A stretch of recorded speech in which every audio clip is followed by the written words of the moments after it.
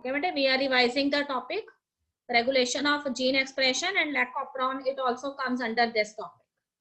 ठीक है बेटे, regulation of gene expression means it is a kind of a broad term. तो कहते हैं कि रेगुलेशन ऑफ जीन एक्सप्रेशन का एग्जैक्टली मीनिंग क्या है. ठीक है, what type of genes that are expressed in the body and what genes are not expressed in the body, that is decide by the body itself. ठीक है, आपको बताया था कि there are different type of metabolic reactions as well as physiological functions they are occurring in your body, and all of these metabolic reactions and functions they are catalyzed by some specific type of enzymes. Okay beta, and you know that one gene it always give birth to one enzyme. So कहते हैं कि those metabolic reactions which are occurring in the body, they are specific genes they express in the body at that particular moment. ठीक, और जो metabolic reaction उस time body के अंदर नहीं हो रही है उससे रिलेटेड जीन्स भी एक्टिवेट नहीं होंगे बॉडी में, और ना ही उससे रिलेटेड एंजाइम्स बनेंगे. ओके, तो यहाँ पे इस चीज को समझाने के लिए उसने आपको ये बताया है कि in case of eukaryotic organism the regulation of genes it generally takes place at 4 major steps. ठीक है, as you have studied about transcription, so here he said at the transcriptional level when the formation of the primary transcript or messenger RNA it takes place. ठीक है, आपको पता है कि चाहे transcription prokaryote में हो रही है चाहे ट्रांसक्रिप्शन यूकैरियोट में हो रही है, जब भी वो कहते हैं कि मैसेंजर आरएनए बनता है तो मैसेंजर आरएनए के फॉर्मेशन के दौरान, ठीक है, there are certain genes whose expression is required. तो वो जीन्स उस टाइम पे क्या हो जाते हैं, एक्टिव हो जाते हैं, और वही जीन्स एक्टिव होकर वो पर्टिकुलर फिनोटाइप जो है उसको कंट्रोल करते हैं. ठीक है, अगर हम कहते हैं कि मैसेंजर आरएनए तैयार होना है तो कहते हैं कि मैसेंजर आरएनए जो है उसके सिंथेसिस में भी सर्टेन जीन्स इन्वॉल्व है, and those genes they actually which are involved in the process of messenger RNA, these genes they get active and the rest of the genes their activity is not shown. ठीक है, तो particular jeans जो है वही उस दौरान हमें नजर आएंगे. उसके बाद देखिए सेकंड उसने बताया है कि if we are talking about the processing level, so as you know that in case of eukaryotes, so first the primary this messenger RNA is synthesized with the help of DNA strand, and later on what happened, the fully mature messenger RNA is still not formed, because you know that in case of eukaryotes the messenger RNA first have to undergo the process of you can say processing. ठीक, तो कहते हैं कि messenger RNA fully mature messenger RNA तभी बनता है जब उसके अंदर क्या होती है, प्रोसेसिंग होती है, स्प्लाइसिंग होती है. तो जब स्प्लाइसिंग होनी है तो at that step exons has to be joined and the introns has to be removed. ठीक बेटे, तो उस टाइम भी there are certain genes which are related with the you can say expression of the exons, and there are certain genes which are related with introns. So these genes they show their activity, क्योंकि exons को हमने join करना है और एंट्रॉन्स को क्या करना है, रिमूव करना है. तो कहते हैं कि जो भी फंक्शन बॉडी में हो रहा है उसी से रिलेटेड जीन्स जो है वो एक्टिवेट होती हैं, बाकी जीन्स उस टाइम के लिए जो है अपनी एक्टिविटी सीज कर देते हैं. तो सेकंड हमारा जो लेवल है वो प्रोसेसिंग लेवल है. ठीक है, रेगुलेशन ऑफ स्प्लाइसिंग, उस दौरान जीन्स का एक्सप्रेशन जो है उसको रेगुलेट किया जाता है. And third one, transport of the messenger RNA from nucleus to the cytoplasm. Okay बेटे, तो कहते हैं कि मैसेंजर आरएनए जो है it's transcription actually takes place in the nucleus, and when the messenger RNA it gets ready, then that messenger RNA it finally comes out from the nucleus and it moves towards the cytoplasm. So during that movement, ठीक है, when the transfer RNA it gets ready and they later have to participate in the process of translation, so during that step there is regulation of genes. And what is the fourth step? Fourth step is when this transfer RNA it becomes, when this messenger RNA it becomes fully mature messenger RNA. Okay बेटे, तो ये messenger RNA जो है इसने आगे क्या करना है, इसने आगे जो है ट्रांसलेशन के लिए जो है प्रोसीड करना है. तो when the messenger RNA it proceed for the process of translation, तो एट दैट पर्टिकुलर स्टेप, ठीक है, there is regulation of the genes. अब see the next paragraph, what is given in this paragraph, he has given you one example. वो कहते हैं कि suppose there is one enzyme and its name is beta galactosidase, and this enzyme is very much required in E. coli bacteria, because you know that E. coli bacteria it generally use lactose sugar for its metabolic activity. ठीक है, and that lactose sugar it is breaks into glucose and galactose by this enzyme which is beta galactosidase.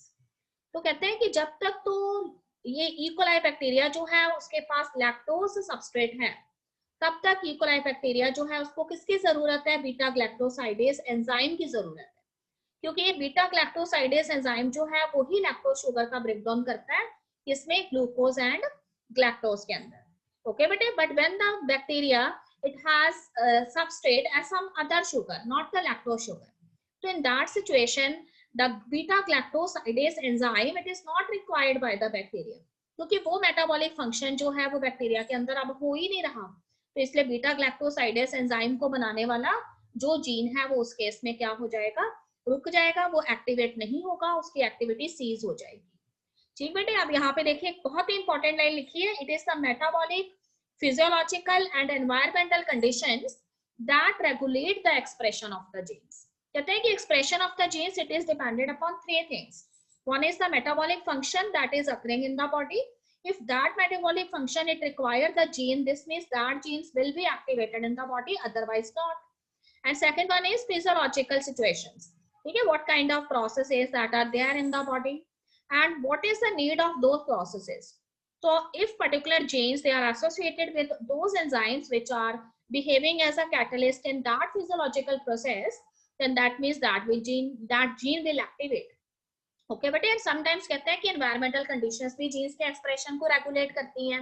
जैसे कल मैंने आपको एक example दिया था कि there is a pigment that is responsible for your complexion, and that pigment is known as melanin pigment. It generally protects you from the sunlight.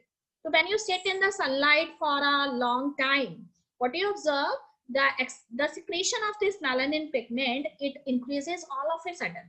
ठीक है, क्योंकि आप सनलाइट में काफी टाइम से बैठे हुए हैं, तो मेलानिन पिगमेंट जो है उसका काम क्या है, आपको सन रे से प्रोटेक्ट करने का है, तो उस केस में वो मेलानिन पिगमेंट एकदम से बहुत ज्यादा बढ़ जाता है।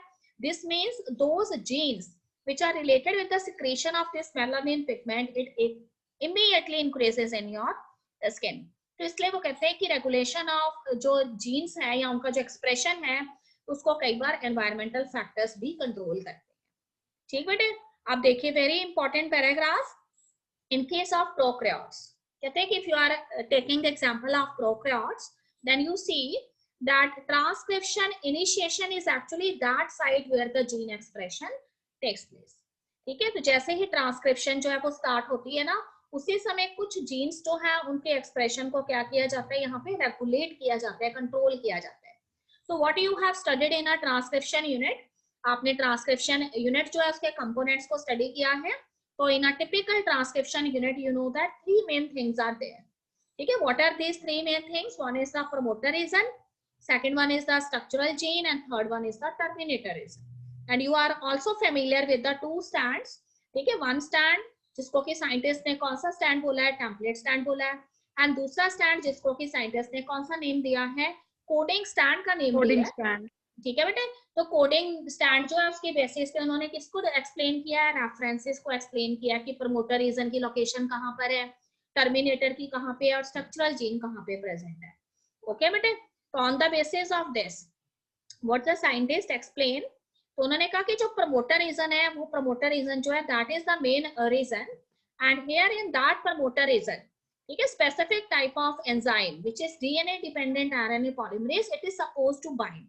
वो क्या करता है, वहां जाके बाइंड करता है। अभी तक आपको यही बताया गया है, पर आपको कहता है कि promoter region is not situated alone at that particular stand.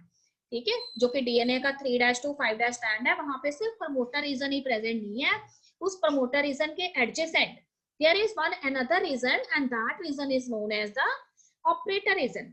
और इस ऑपरेटर रीजन में है क्या, तो कहते हैं कि इस ऑपरेटर रीजन में वो सारे के सारे जीन्स प्रेजेंट हैं जो एक्चुअली क्या करते हैं, कुछ खास तरह की क्या करते हैं, एक्सप्रेशन जो है प्रमोटर का उसको रेगुलेट करते हैं। ठीक है बेटे, तो आपको देखो सिंपल सी बात है, ट्रांसक्रिप्शन अगर स्टार्ट होना है तो what is the requirement, that DNA dependent RNA polymerase enzyme must have to bind with the promoter region. पर कहते हैं कि यहाँ पे ऑपरेटर रीजन के पास कुछ एक्सेसरी प्रोटीन्स प्रेजेंट हैं, और ये एक्सेसरी प्रोटीन्स करते क्या है, तो ये एक्सेसरी प्रोटीन्स जो है या तो वो हेल्प करते हैं आरएनए पॉलीमरेज एंजाइम की वो इजीली बाइंड कर जाए किसके साथ, प्रमोटर के साथ, और ट्रांसक्रिप्शन स्टार्ट हो जाए। या फिर वो कहता है कि वो क्या करते हैं, यहाँ पे वो प्रमोटर रीजन जो है उसको इजीली एक्सेसिबल नहीं होने देते किसको, आरएनए पॉलीमरेज एंजाइम को। ठीक है, तो उस सिचुएशन में वो कहते हैं कि या तो अगर वो हेल्प करते हैं, वो प्रमोटर रीजन जो है उसको इजीली एक्सेसिबल करवाते हैं आरएनए पॉलीमरेज को, तो फिर तो वो एक्टिवेटर्स हैं। और अगर वो कहता है कि वो प्रमोटर रीजन को हाइड कर लेते हैं और RNA polymerase can not bind with the promoter region, in that situation they are inhibiting the transcription. Okay बेटे, तो similarly in case of lac operon we are also here study about the role of these accessory genes which are actually present in the operator region and how these genes they negatively regulate the process। ठीक बेटे, तो इस तरह से वो कहते हैं कि हर एक जो सेट ऑफ ये जो जीन्स होते हैं जो आगे जाके प्रोटीन्स बनाते हैं, इनको हम क्या कहते हैं, ऑपरेटर्स कहते हैं। और इस तरह से प्रमोटर, ऑपरेटर्स, टर्मिनेटर्स और स्ट्रक्चरल जीन ये सारी चीजें मिलकर किसको बनाती हैं, एक ऑपरॉन को बनाती हैं। तो आप कह सकते हो कि ऑपरॉन जो क्या है, ऑपरॉन जो है वो एक सिस्टम है जिसके अंदर काफी सारी यूनिट्स जो है वो एक दूसरे के एसोसिएशन में काम करती हैं to make a particular eukaryotic system and their functions are successful. Okay bete, so here I am going to explain you the process of lac operon. So lac operon is the kind of a operon जिसको first time जो है explain किया था by two scientists and their names are Jacob and Monod. So that's why this model is also known as Jacob and Monod model. Okay बेटे, अब वो कहते हैं कि lac operon के अंदर there is a polycistronic structural gene present and this polycistronic structural gene its function is regulated by promoter region as well as regulatory genes। ठीक है, तो इस तरह का एक पूरा का पूरा अरेंजमेंट जिसके अंदर एक स्ट्रक्चरल जीन है जो पॉलीसिस्टोनिक नेचर रखती है, क्योंकि ये आपको लैक ऑपरॉन में किस में समझा रही हूँ, ई कोलाई बैक्टीरियम में समझा रही हूँ, इसका मतलब ये प्रोकैरियोटिक ऑर्गेनिज्म है। ठीक, और आपको पता है कि प्रोकैरियोटिक ऑर्गेनिज्म में पॉलीसिस्टोनिक स्ट्रक्चरल जीन्स होती हैं। ठीक, तो इसलिए वो कहता है कि ये जो स्ट्रक्चरल जीन है ये इसके साथ उसमें दो और चीजें प्रेजेंट है उस ऑपरॉन में, एक उसमें प्रमोटर रीजन है और एक उसके अंदर और रेगुलेटरी जीन्स है। तो पूरे सिस्टम को उसने क्या बोला है, ऑपरॉन बोला है। अब देखो लैक ऑपरॉन के अंदर कहता है कि जो रेगुलेटरी जीन है ना उसका क्या नेम है, आई जीन है। देखो बेटे नेम से ही पता लग रहा है, if it is a regulatory gene this means the function of the operon it is decided by this gene which is known as I gene. ठीक है, तो इसके अलावा कहते हैं कि three structural genes are present in this operon and these three structural genes are that is gene Z, gene Y and gene A। और ये तीनों जीन्स जो है अगर ट्रांसक्रिप्शन का प्रोसेस होता है ना तो ये तीनों जीन्स जो है वो क्या प्रोड्यूस करती है, तीन तरह के एंजाइम्स प्रोड्यूस करती है। तो याद रखिए कि जीन Z जो है it codes for the enzyme that is beta galactosidase, और बीटा ग्लैक्टोसाइडेज का एक ही फंक्शन है कि it causes the hydrolysis of the disaccharide sugar lactose, और लैक्टोज का डाइसैकेराइड शुगर लैक्टोज का हाइड्रोलिसिस करने के बाद ये उसको ग्लूकोज और ग्लैक्टोज में कन्वर्ट कर देती है। ठीक बेटे, और कहते हैं कि जो वाई जीन है उसका फंक्शन क्या है कि Y gene it code for the enzyme permease, और ये परमिएस एंजाइम जो है it increases the permeability of the cell towards beta galactosidase. ठीक है, तो बीटा ग्लैक्टोसाइडेज ने अभी अभी क्या बनाए हैं, ग्लूकोज और ग्लैक्टोज बनाए हैं। तो ये ग्लूकोज और ग्लैक्टोज जो है उसको परमियस एंजाइम जो है वो इजीली एंटर होने देता है सेल में ताकि मेटाबॉलिक फंक्शन हो सके। और तीसरा जो जीन है which is known as A gene, that A gene it code for the enzyme transacetylase. And what is the function of this transacetylase, तो कहते हैं कि this transacetylase it helps in the removal of the thio products during the reaction. ठीक है, तो reaction के दौरान जो थायो प्रोडक्ट्स है उनके रिमूवल के अंदर जो है ये इन्वॉल्व होता है। ठीक बेटे, अब यहाँ पे देखिए आपको डायग्राम नजर आ रहा है, तो आपको मैं दो सिचुएशंस यहाँ पे एक्सप्लेन कर रही हूँ। In the first situation I have explained you when the E coli bacteria it's culturing is done in its favourable substrate and that favourable substrate is lactose. ठीक है, तो हर एक बैक्टीरियम जो है ना उसका एक पर्टिकुलर फेवरेबल सबस्ट्रेट होता है जिसमें उस बैक्टीरिया के जो एंजाइम्स होते हैं उसमें प्रेजेंट जो एंजाइम्स होते हैं वो बहुत ही अच्छे तरीके से काम करते हैं। तो कहते हैं कि that substrate for E coli bacterium is actually lactose sugar. तो फर्स्ट सिचुएशन आपको ये बताई गई है कि when the lactose sugar is not provided in the medium, तब ई कोलाई बैक्टीरियम के अंदर जो ऑपरॉन है जिसको हम लैक ऑपरॉन कहते हैं वो कैसे काम करेगा। ठीक बेटे, अब देखिए आपको यहाँ पे प्रमोटर रीजन नजर आ रहा है, आपको आई जीन नजर आ रही है which is regulatory gene, and promoter region के पास में आपको ऑपरेटर रीजन नजर आ रहा है। ठीक बेटे, अब वो कहते हैं कि आई जीन जो है it is a regulatory gene, तो आई जीन जो है वो हमेशा ऑपरॉन जो है उसका नेगेटिव रेगुलेशन करती है। तो हर time the I gene it always produces the repressor messenger RNA. तो this repressor messenger RNA which is produced by this I gene, it later behave as a repressor unit, और ये repressor unit जो है ये हमेशा किसकी तरफ जाती है, ऑपरेटर के पास जाती है। And when this repressor it binds to the operator region, then what happen, it prevents RNA polymerase from transcribing the operon. तो ये आरएनए पॉलीमरेज जो है उसको ऑपरॉन में प्रेजेंट जो बाकी जीन्स हैं Z, Y एंड A उनके ट्रांसक्रिप्शन से रोकती है। ठीक है, कैसे रोकेगी कि अगर ये रिप्रेसर जीन जो है ये ऑपरेटर के साथ बाइंड हो जाती है तो ये प्रमोटर रीजन जो है इसको हाइड कर लेता है ऑपरेटर। ठीक बेटे, तो इसलिए वो कहता है कि रिप्रेसर जो है उसकी बाइंडिंग ऑपरेटर से होगी, तो इसका मतलब ट्रांसक्रिप्शन होगा ही नहीं, आरएनए पॉलीमरेज बाइंड ही नहीं होगा, तो ये सारे स्ट्रक्चरल जीन्स भी एक्टिव नहीं होंगी और ना ही ये सारे प्रोटीन्स जो बनने चाहिए थे, एंजाइम्स बनने चाहिए थे, वो बनेंगे नहीं। ठीक, तो ऐसा तब होगा when the inducer which is actually the lactose sugar it is not present in the medium. But what is the second case, अगर वो कहते हैं कि E. coli bacterium it's culturing is done in the presence of the lactose sugar, then this lactose sugar it behave as an inducer. ठीक है बेटे, now how this inducer it helps the RNA polymerase enzyme in the process of transcription. So here he said कि as you know the I gene which is a regulatory gene it always produce a repressor, and this is repressor messenger RNA and it behave as a repressor unit, and you know that कि ये repressor जो है इसने किसकी तरफ approach करना था, operator की तरफ अप्रोच करना था, पर कहते हैं कि बीच में यहाँ पे गड़बड़ हो गई है, ये रिप्रेसर तो आया था ऑपरेटर के साथ बाइंड होने के लिए, but instead of that what happen, the inducer which is actually the lactose sugar it gets binded with that repressor, उसने रास्ते में ही इसको रोक लिया, उसके साथ ये बाइंड हो गया, और इसलिए रिप्रेसर की बाइंडिंग यहाँ पे इंड्यूसर से हो गई है और वो ऑपरेटर से बाइंड नहीं कर पाया, और इस वजह से ऑपरेटर किसको हाइड नहीं कर पाया, प्रमोटर को। तो इसका मतलब आरएनए पॉलीमरेज बड़े आराम से आएगा, प्रमोटर के साथ बाइंड करेगा और ट्रांसक्रिप्शन स्टार्ट कर देगा।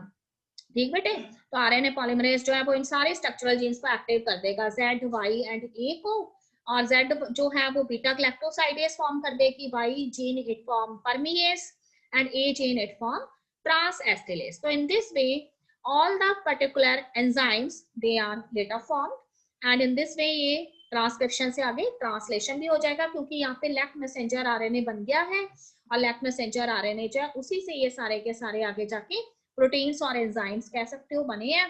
तो इस वजह से यहाँ पे इंड्यूसर जो है रिप्रेसर को रोक लेता है।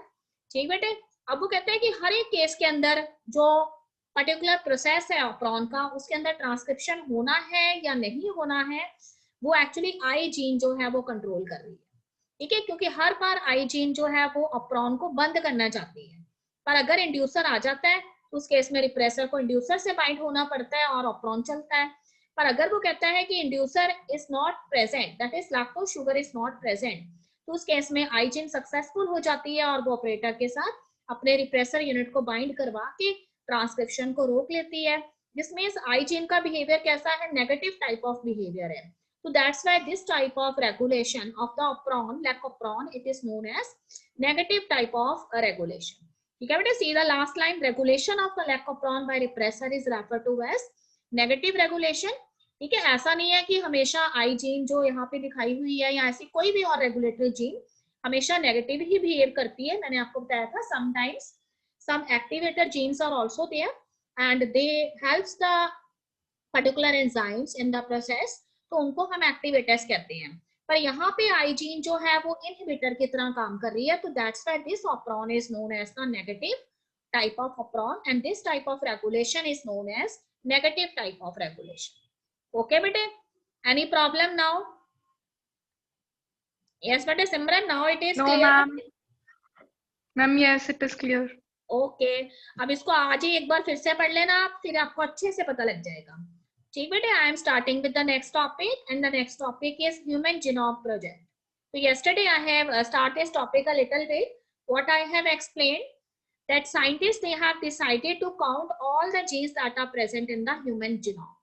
ठीक है, why they want to count all the genes, तो हियर ही सेड कि साइंटिस्ट जो थे उनका ये मानना था कि there are so many genetic disorders that are generally occurring in the humans, and each of these genetic disorders, they are actually due to certain specific type of genes which gets defective or somewhat they gets deleted during the cell division.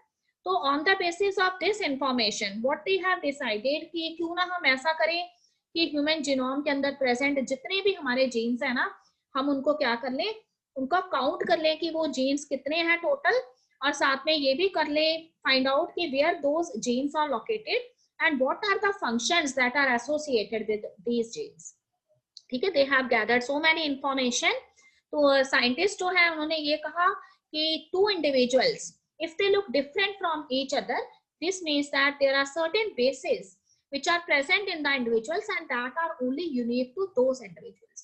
So they have certain information they gathered from different kind of genetic studies, और उसके basis पे उनको ये पता लगा कि 99.9 basis तो हर एक जो ह्यूमन जीनोम है उसके अंदर सेम होते हैं, एंड सिर्फ 1 और 2% ही ऐसे हैं जिनके अंदर वेरिएशंस हैं। ठीक बेटे, तो इस चीज को ध्यान में रखते हुए they have started a one huge project, काफी बड़ा प्रोजेक्ट था, एक मेगा प्रोजेक्ट था, and it was started in the year 1990 with a great ambition that they must have to done the sequencing of the human genome. Sequencing word का यहाँ पे meaning है they want to gather the complete information about the human genome and its base pairs. ठीक बेटे, this project is known as a mega project, as you know that because the project जो था उसमें कहते हैं कि so many modern techniques are used, that is actually the techniques related with genetic engineering। तो ये जो टेक्निक्स थी मॉडर्न टेक्निक्स थी, एडवांस टेक्निक थी और एक काफी एक्सपेंसिव थी, तो इसलिए ये माना गया कि ह्यूमन जीनोम प्रोजेक्ट जो है उसमें अगर हम उसकी सीक्वेंसिंग करना चाहते हैं तो उसमें हमें काफी ज्यादा कॉस्ट जो है वो फेस करनी पड़ सकती है, and they have also given some estimations. तो उन्होंने कहा कि पर बेस पेयर पे हमारे को कुछ $3 जो है वो स्पेंड करने पड़ सकते हैं। ठीक है, you know that human genome जो है उसके हैप्लॉइड कंटेंट में 3 into 10⁻⁹ base pairs are there. On the basis of that they find out that one base pair जो है उसके बारे में अगर हम कंप्लीट इंफॉर्मेशन गैदर करेंगे तो $3 जो है उस पे हमारा कॉस्ट हो सकती है। ओके बेटे, now the second problem which scientist have faced and that problem is कि if we gather such type of information, so it is a precious type of information, so we should also make arrangement that how we store such an important data। ठीक है, इस तरह की important data जो है इसको हम कैसे store करें ताकि वो कहीं पे भी किसी भी तरीके से डैमेज ना हो। तो फर्स्ट जो है साइंटिस्ट जो है उन्होंने बायोलॉजिस्ट ने ये स्टडी किया डिसाइड कि हम कुछ बुक्स जो है उनको टाइप फॉर्म के अंदर अरेंज करेंगे, पर क्योंकि इंफॉर्मेशन जो है वो बहुत ही ह्यूज इंफॉर्मेशन थी तो उन्होंने कहा कि अगर हम इस तरह की टाइप्ड फॉर्म में बुक्स तैयार करते हैं तो each book should contain how many letters, 1000 letters, और हर एक बुक जो है उसमें कितने पेजेस होने चाहिए, 1000 पेजेस होने चाहिए। और इस तरह से अगर ओवरऑल हम एस्टिमेशन लगाते हैं तो ऐसी हमें कितनी बुक्स की जरूरत पड़ सकती है, 3300 बुक्स की हमें जरूरत हो सकती है। ओके बेटे, but there is one problem associated with that, because you know that कि बुक्स जो है वो पेपर से बनी हुई है और पेपर का नेचर ऑर्गेनिक होता है, तो there may be certain micro organism that can damage your books. तो in that situation again and again you have to take some precautions to store such type of books. You have to spray certain proper type of, या मतलब कोई भी medicine जो उनको spray करना पड़ेगा, कुछ इंसेक्टिसाइड स्प्रे करनी पड़ेंगी, तो ये काफी प्रॉब्लमेटिक हो सकता था। तो उसके बाद वो कहते हैं कि साइंटिस्ट जो है बायोलॉजिस्ट जो है they have changed their mind and what they said that in order to store this enormous amount of data, instead of storing it in the typed form in books, why should we not use the computer based technology। ठीक है, तो उन्होंने कहा कि books का वाला जो हमारा मेथड है वो इतना सही नहीं है, तो हम क्या करें, इसको कुछ हाई स्पीड कॉम्प्यूटेशनल डिवाइसेस को हम यूज करें इस डेटा को स्टोर करने के लिए, क्योंकि अगर हम इन्हें कंप्यूटर्स में स्टोर करते हैं इंफॉर्मेशन को तो हम रैपिड उसकी रिकवरी भी कर सकते हैं और फटाफट एक ही बार में हम उसमें सारी की सारी इंफॉर्मेशन जो उसको स्टडी कर सकते हैं।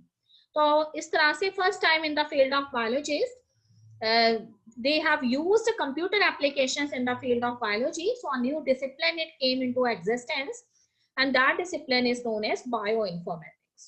okay bete, अब here he has given the goals of the human genome project. तो उसमें उन्होंने कहा कि what is the actually the goals of that project. So what is the first goal? That identify all the genes that are present in the human genome. ठीक है, तो उन्होंने approximate एक बताया था कि लगभग कितने हो सकते हैं, 20,000 to 25,000 जीन्स हो सकते हैं. उसके बाद उन्होंने बताया कि सिर्फ जीन्स जो है उन्हीं का हमने नंबर फाइंड आउट नहीं करना, हमने हर एक जीन जो है इसमें जो केमिकल बेस पेयर्स हैं उनकी सीक्वेंसिंग भी करनी है, जो ह्यूमन डीएनए जो है उसको बनाते हैं.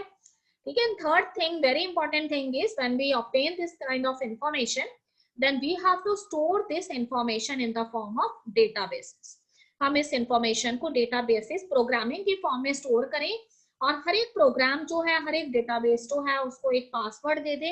तो when we give that password to the computer, the entire information related with that gene will open. Okay बेटे. And fourth thing is that we have to use improved tools for data analysis.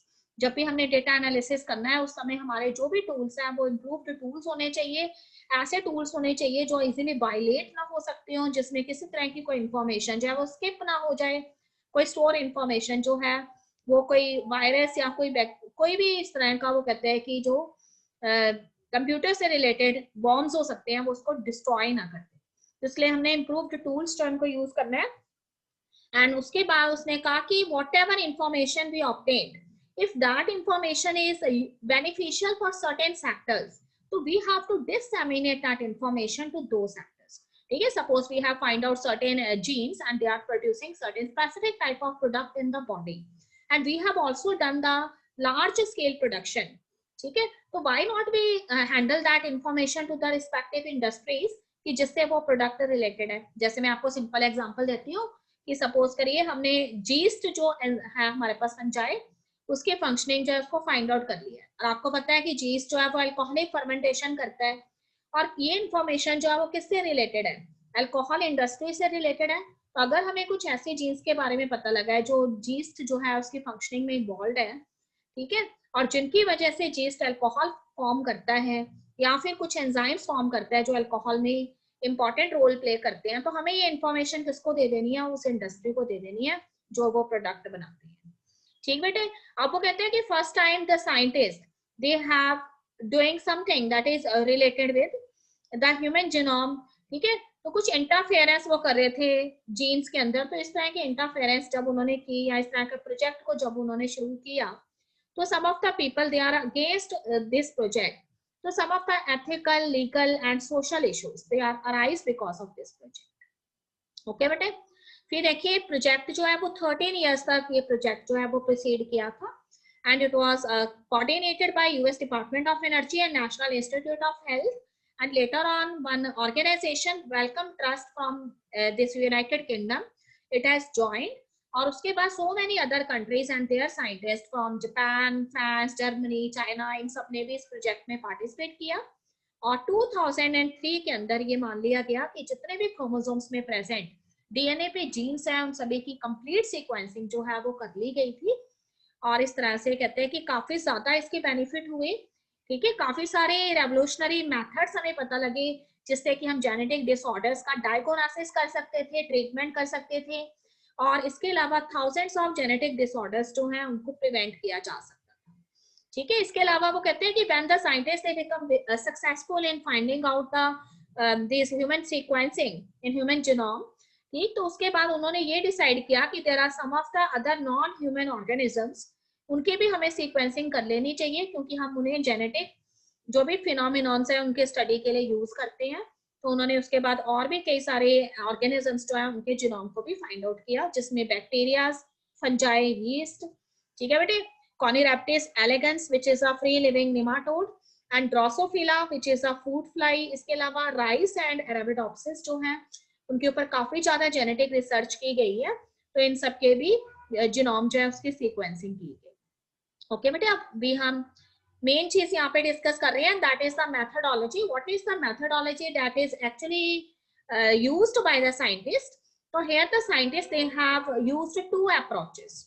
ठीक है बेटे. What is the first approach? First approach is known as the expressed sequence tags.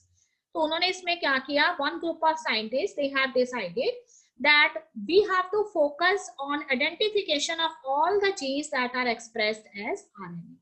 उन्होंने कहा कि हमेशा जो DNA है उसमें से क्या बनता है, मैसेंजर आरएनए बनता है। तो मैसेंजर आरएनए में प्रेजेंट जितने भी जीन्स हैं हमें उनको आइडेंटिफाई कर लेना चाहिए और उसके बाद जो है हम उन जीन्स की सीक्वेंसिंग करें, बाकी सारी जो है उनको हम कोई भी ज्यादा इंपॉर्टेंस ना दें, क्योंकि उन्होंने ये कहा कि डीएनए से बनने वाला जो मैसेंजर आरएनए है उसकी प्रोसेसिंग ऑलरेडी हो चुकी है and we have also done the processing. So exons are only there and introns, which are the non-coding region, they are actually removed during the process of splicing.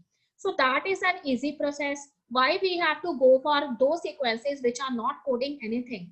तो कुछ scientist जो थे उन्होंने express sequence tags वाली approach जो है उसको consider किया, but there is some another group of scientist and they mainly focus that we have to run the sequencing, but instead for doing that sequencing, ठीक है, हम क्या करेंगे, हम वो कहते हैं कि हम मैसेंजर आरएनए पे फोकस नहीं करेंगे, हम पूरा का पूरा जीनोम लेंगे। मतलब हम डीएनए जो है उसको होल कंसीडर करेंगे और उस डीएनए से अगर आप मैसेंजर आरएनए बना है तो मैसेंजर आरएनए हमने वो वाला लेना है जिसमें प्रोसेसिंग नहीं हो रखी, यानी उसमें कोडिंग सीक्वेंसेस भी हैं और नॉन कोडिंग सीक्वेंसेस भी हैं। ठीक है, this group of scientist said that whether the non coding sequences though they are not code for anything, तो कुछ भी कोड नहीं करते, पर हो सकता है कि there may be some other functions that are related with those non coding sequences, तो we should not leave those. तो instead of considering the processed messenger RNA हम क्या करेंगे, हम ऐसा मैसेंजर आरएनए कंसीडर करें या फिर डीएनए को ही ले लें जिसमें कोडिंग और नॉन कोडिंग दोनों ही तरह के सीक्वेंसेस हो।